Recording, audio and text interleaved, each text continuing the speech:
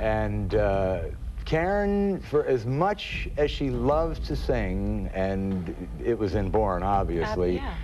The sparkling stage presence, that dreamy voice, Karen Carpenter seemed like the full package. But behind those shining lights and sweet melodies hid a heartbreaking reality that most people never saw. Her life wasn't just packed with success, it was also a quiet battle with loneliness and invisible pressure that slowly wore her down. For years, whispers floated around about strict family rules, cold relationships, and secrets no one dared talk about. Now her brother Richard, who is not only her bandmate but her constant companion, has finally spoken out, shedding light on what really went on behind closed doors. "But the little Colos brought out the greatness in Karen and in my arrangements," he said, "and in everyone who was part of it." Karen Carpenter was born on March 2, 1950, in New Haven, Connecticut.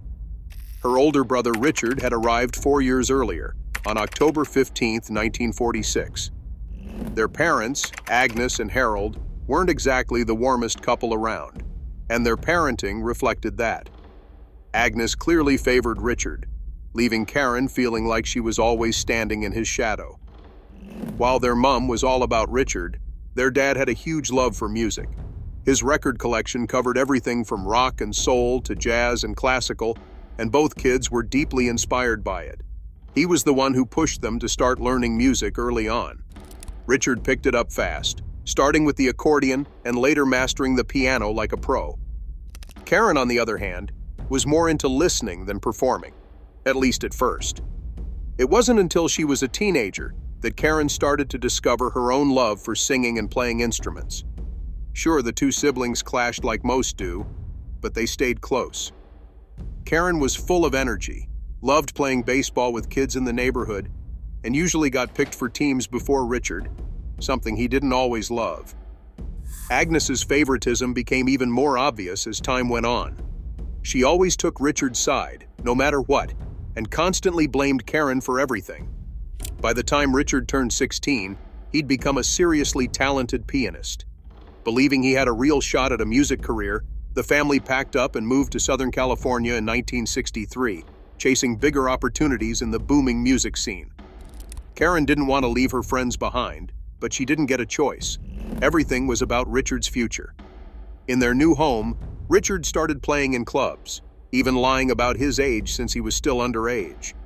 Meanwhile, Karen signed up for the school band just to dodge gym class. That random choice ended up changing her life. She fell in love with the drums. In 1965, Richard formed the Richard Carpenter Trio, with Karen on drums and their school friend Wes Jacobs on bass. Although they argued a lot, Richard still refused to include Karen's name in the group title. Despite that, they started getting noticed for their lively covers and Richard's original music. Their big moment came in 1966 when they won a huge music competition in California and landed a record deal with RCA. But the timing was off. Their smooth jazz style couldn't compete with the roaring rock scene taking over the country. RCA soon dropped them, and the trio broke up. Still, Richard wasn't ready to throw in the towel. He started a new group called Spectrum, focused more on vocal harmonies. But even that didn't take off, and Spectrum faded away. However, this phase led to a big realization. Karen wasn't just great on drums. She had this magical, pure voice that stood out. Richard knew this was their ticket. He convinced Karen to become the lead singer. At the time, 17-year-old Karen weighed around 143 pounds, about 65 kilos, a bit more than what the beauty standards of the day pushed. After she dropped around 11 pounds, 5 kilos, people flooded her with compliments. That praise sparked a dangerous obsession with losing weight. At the start of 1969, things finally started looking up for Karen and Richard. A friend had passed along one of their demo tapes to a record label, and it landed in the hands of none other than Herb Alpert, the famous trumpet player and co-founder of A&M Records. The moment he heard Karen's voice, he was hooked. He didn't waste any time and quickly offered them a contract. Since Karen wasn't 21 yet, their parents had to sign for her. On October 9, 1969, the Carpenters officially launched their music career with their first album, Offering, with Richard handling most of the lead vocals. Despite their excitement, the album didn't really make waves. A&M higher-ups started second-guessing whether signing them had been a good idea. But Herb Alpert wasn't ready to give up on them. He stood by the duo, and that belief turned out to be the foundation of something massive. His support helped turn Karen and Richard into one of the most unforgettable acts in music history. Alpert wasn't just a sharp producer. He also had a knack for spotting the perfect songs. He was married to singer Lonnie Hall, known for sweet duets like Corazon and Katana with Camilo Sesto. But maybe his most legendary move was introducing the Carpenters to the song that would change everything. They Long to Be Close to You. This track had already been recorded by big names like Richard Chamberlain, Dionne Warwick, Dusty Springfield, and even Alpert himself. But none of them had much luck with it. Still, Alpert had a gut feeling that Karen and Richard could finally make the song work. At first, the siblings weren't so sure, but eventually, they gave it a shot. Close to You dropped on May 14, 1970, and boom, it became an instant hit. Within 6 months, it had sold 3 million copies and climbed all the way to #1 on the Billboard Hot 100 by July 25th. It was their first massive success, and it kicked off a wave of hit after hit. Later that same year, Richard caught a snippet of a tune in a wedding commercial on TV. That tiny moment sparked a new idea in his head, and from it came We've Only Just Begun, a soft, dreamy tune about new love. Just 3 months after Close to You made waves, this new single dropped on August 21, 1970, and it shot up the charts too. It reached #2 on the Billboard Hot 100, second only to Simon and Garfunkel's Bridge Over Troubled Water. We've Only Just Begun sold over 1 million copies and won them 2 Grammy Awards in 1971. In the span of a single year, the Carpenters had gone from being virtual unknowns to international stars. Both smash singles were featured on their second album, Close to You, which hit shelves in late August 1970 and became a runaway success, locking in their status as music royalty. And they didn't stop there. On January 15, 1971, Karen released For All We Know, and once again, her voice struck a chord with listeners. It reached #3 on the Billboard charts and proved that their hit-making streak wasn't a fluke. The Carpenters just kept climbing higher. On April 23rd that same year, they released Rainy Days and Mondays, which climbed to #2. Not long after, the deeply emotional Superstar also hit #2, pulling listeners in with its haunting tone and heartfelt lyrics. Both of those tracks appeared on their third album, Carpenters, released on May 14, 1971. It was the first album to feature their now iconic logo, the elegant script that would become a timeless symbol of the band. Though Karen's magical, crystal-clear voice was the soul of the group, she still chose to play the drums during live shows, hanging out in the background while Richard and the rest stood front and center. But that setup didn't sit well with the public. In early 1971, growing pressure from fans and the media led Richard to make a change. Karen would finally step into the spotlight, and from then on, she shined even brighter. Her star power became undeniable, and it started to eclipse Richard's role in the group. Their career soared even higher on June 19, 1972, when they released Goodbye to Love. It wasn't just another chart hit, it was a bold move musically. Richard added a fuzzy, distorted guitar solo, something almost unheard of in ballads back then. This daring touch helped define the song as the very first power ballad, setting the stage for a whole new genre. It was a moment that shook things up and proved the Carpenters weren't afraid to take risks. That unforgettable track became a cornerstone of their fourth album, A Song for You, which dropped in June 1972. The album wasn't just a one-hit wonder. It churned out multiple chart toppers, like Hurting Each Other, which climbed all the way to #2, and It's Going to Take Some Time, which made it to #12. But the crown jewel was Top of the World, which soared back up to the #1 spot on the Billboard Hot 100, proving that the Carpenters still had the golden touch. Their popularity had now grown so immense that it reached beyond the music world. On August 1, 1972, Karen and Richard were invited to perform at the White House by President Richard Nixon himself, an enormous honor and a major milestone in their skyrocketing careers. On stage, they radiated wholesome charm and looked like the embodiment of the American dream. But away from the spotlight, their lives were unraveling in painful, private ways.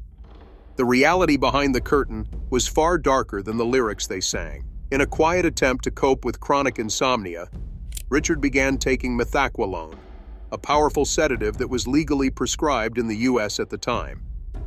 He never expected the drug to take over his life so quickly, but before long, he was caught in a relentless spiral of addiction.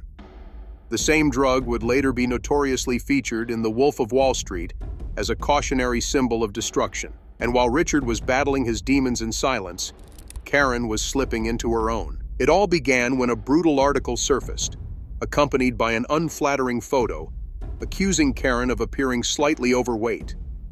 The criticism hit hard.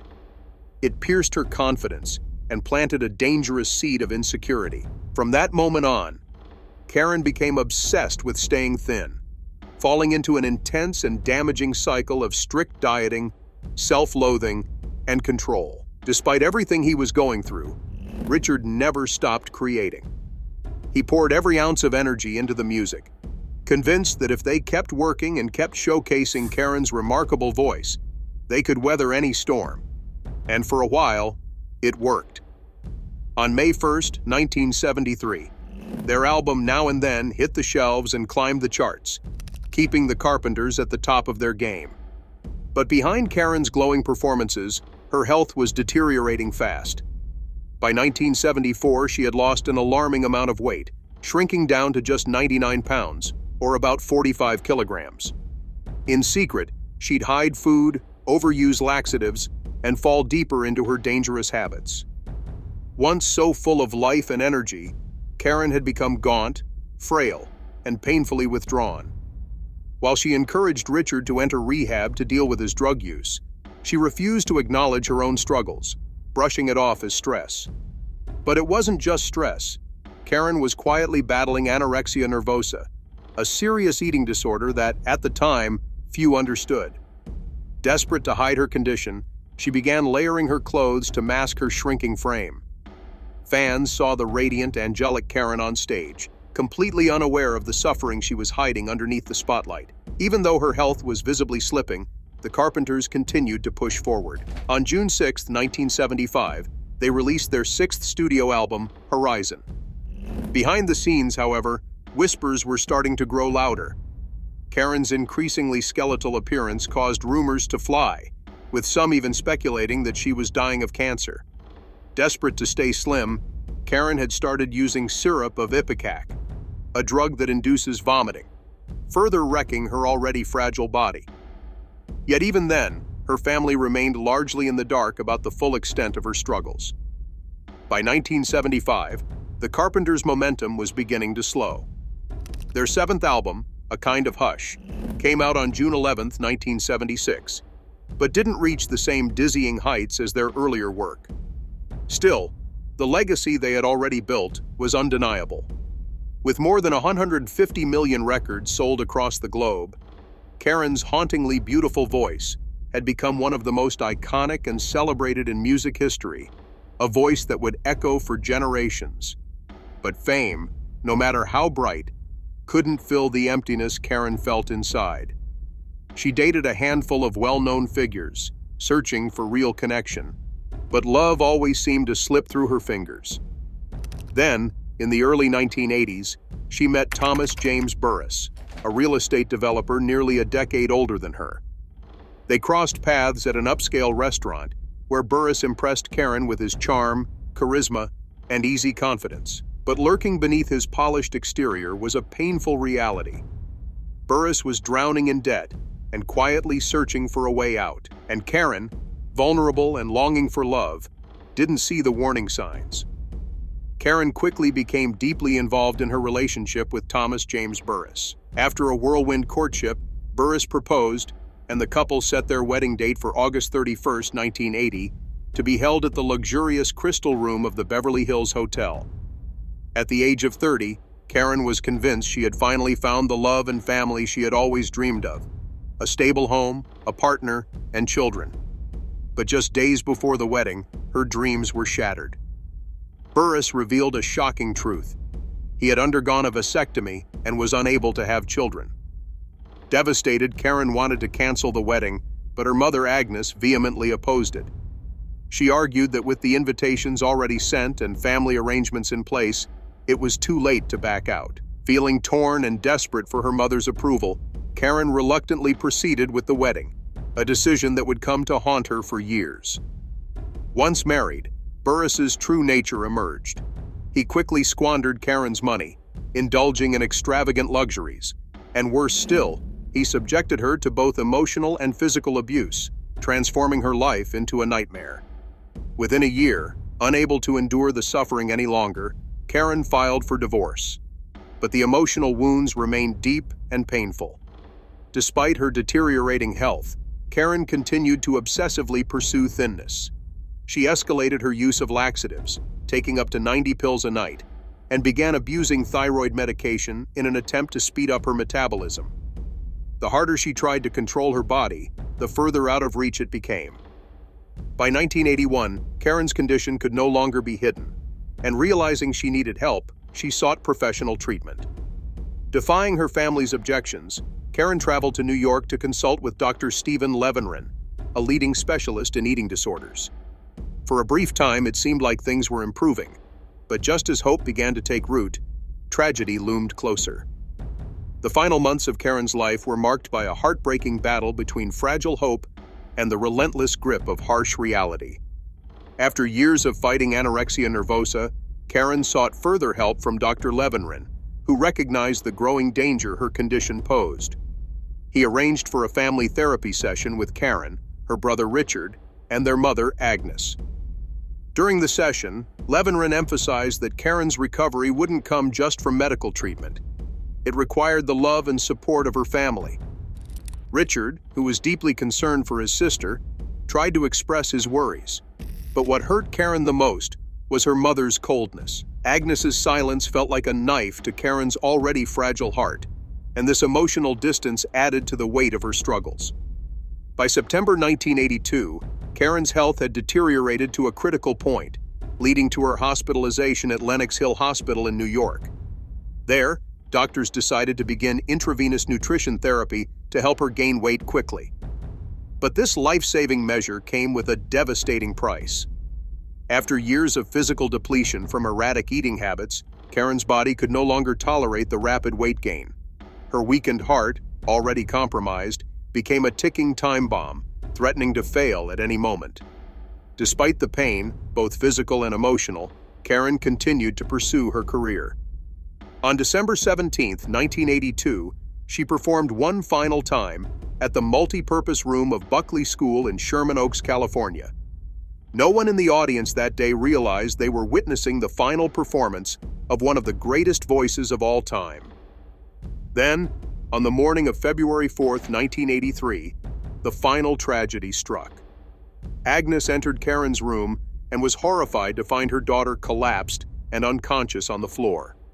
She was rushed to the hospital, but despite all efforts to revive her, it was too late. Karen's heart had stopped beating. At just 32 years old, Karen's life was tragically cut short. 6 years later, in 1989, CBS produced a biographical film about her life. However, the movie only revealed a portion of the truth, as Richard and Agnes were determined to remove any details that highlighted Karen's internal struggles and her longing for her mother's affection.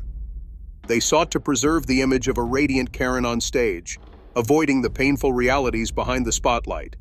Though Richard was initially reluctant to confront the sorrow of losing his sister, he eventually became the guardian of Karen's legacy. For years, he dedicated himself to restoring, re-releasing, and remastering the Carpenter's recordings, ensuring that new generations of fans could experience the emotional depth and musical brilliance of their work. Under his loving care, their music not only endured, but transcended time, becoming even more cherished by listeners around the world. Richard didn't stop at preserving the music. He began to share little-known stories from behind the scenes. In a recent interview, he said, "There's so much about Karen that the public never knew. She wasn't just an angelic voice. She was a passionate person who carried an enormous amount of pain, from the quiet moments of daily life to the pressures of performing under the spotlight. Richard's words offered a candid, heartfelt glimpse into the special bond between the siblings, both as musical collaborators and emotional anchors for each other. Perhaps the most shocking revelation came when Richard confirmed a long-standing rumor. Karen endured immense pressure from her family, the music industry, and herself. He admitted, "I saw her gradually change, but none of us understood how serious the problem was. By the time we realized, it may have been too late." This admission shed light on the challenges Karen faced, adding further depth to her story.